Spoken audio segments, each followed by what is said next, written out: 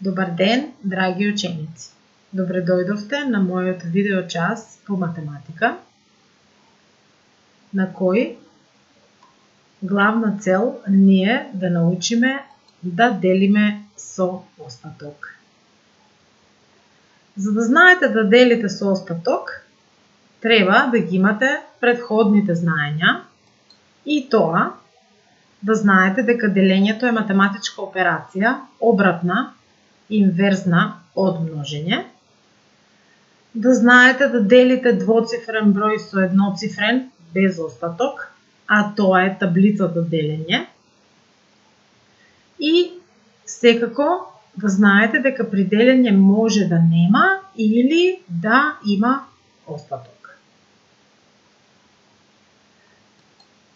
Целта на часот е да делите двоцифрени броеви со едноцифрени, а резултатот да не е поголем од 20. Потребно за овој час вие да си подготвите тетрадка со квадрати, односно училишната тетрадка по математика и прибор за пишување. Делењето со остаток ќе ви го објаснам преку два примера. Првиот пример е следниот. Тројца рибари отишле на риболов. Тие ловеле риба и сета уловена риба ја ставале во една кофа. Кога завршиле со риболовот, сакале да ги поделат рибите. Уловиле вкупно 28 риби. 28 риби,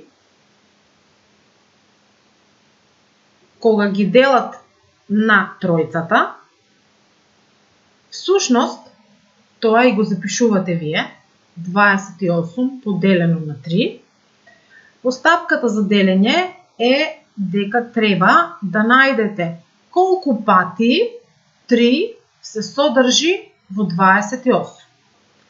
Да добиете број кој што е најблизок до 28.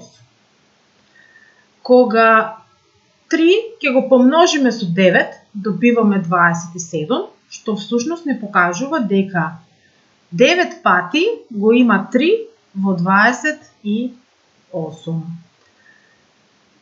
9 по 3 е 27, а разликата од 28 минус 27 е 1, што всушност означува остаток во задачата со делење. Повторувам уште еднаш. 28, односно вкупниот број на риби, го делиме на 3, затоа што има 3 рибари. Секој рибар ќе добие по 9 риби. 9 по 3 е 27, а разликата е 1. 1 е остаток. Значи, сите тројца рибари добиле по 9 риби, првиот рибар 9, вториот рибар 9 и третиот рибар 9. А една рибка им останува, затоа што 3 по 9 е 27, плюс уште 1 е 28. На овој начин правите проверка на задачата. Всушност 9 по 3 плюс 1 запишуваме, тоа е еднакво на 27, плюс 1, тоа е еднакво на 28. Тука е добро да си ги повторите и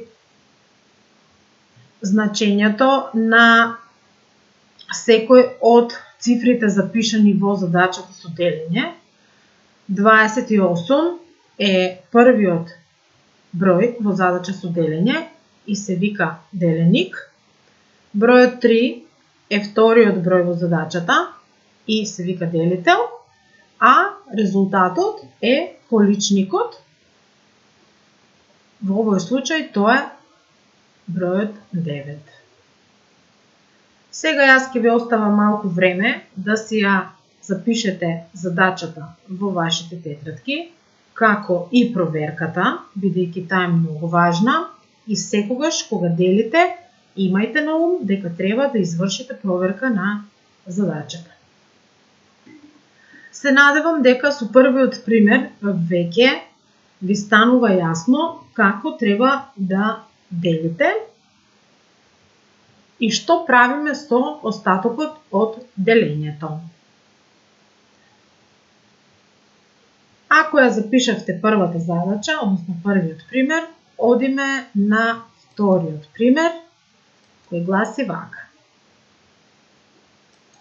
Сара треба да стави 17 јаболка во 3 чинии подеднакво.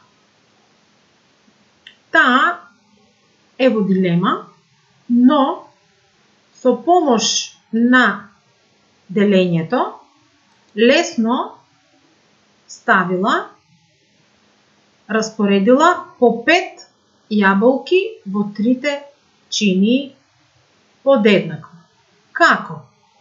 17 го поделила со 3,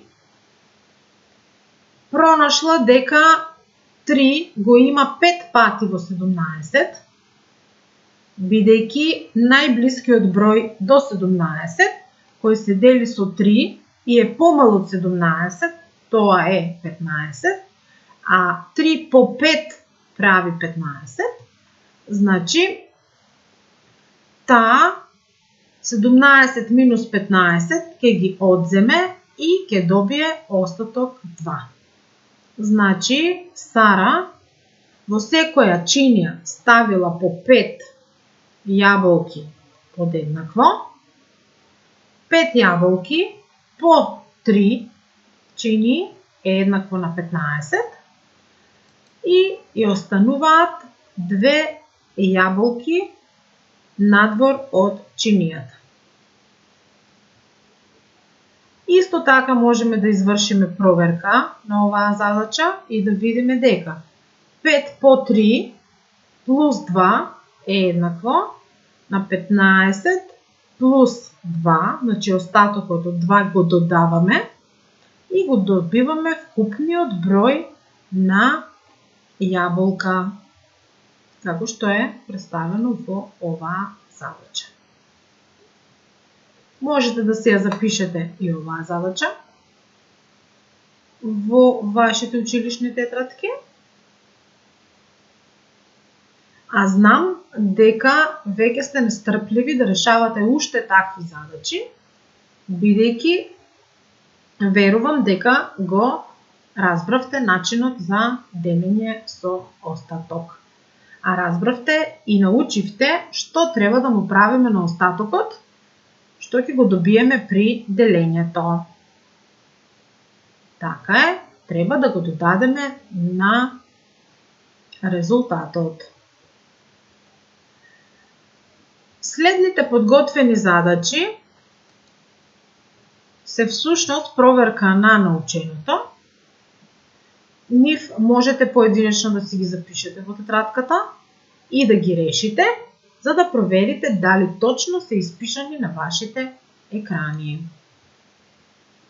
Првата задача гласи 74 поделено на 9 е еднакво на 8, што значи 8 по 9 е 72, до 74 додаваме уште 2, па така го добиваме резултатот од 74. Во втората задача имаме представено 38 поделено на 7. Јасно ни е дека 7 го има 5 пати во 38, а најблискиот број до 38 е всушност производот меѓу 5 и 7. Тоа е 35. Од 35 до 38 има 3, што всушност е остатокот до оваа задача при делење. Кога остатокот ќе го додадеме на производот 35, добиваме вкупно 38, како што е всушност во задачата со делење деленикот. Третиот пример е следниот. 86 поделено на 9 е еднакво на 9. Зошто? Затоа што 9 го има 9 пати во 86. Или најблизок број што се содржи во 86 е бројот 81, а тоа е производот од двата броја 9 по 9. Остатокот нормално веќе и сами знаете дека е 5, затоа што на 81 кога ќе додадеме 5 добиваме 86. Овие задачи исто така може да си ги запишете во тетратките. Проверивте дека се точни и бидејќи сте настрпливи за решавање уште, јас ви подготвив една задача за домашна работа, која што ќе треба да си ја изработите сами. Задачата гласи вака. Подели ги учениците од твоето оделение во групи од по 5, значи ова се учениците од вашето оделение, во групи од по 5, 6 и 7 ученици. Запиши ја постапката на делење заедно со остатокот.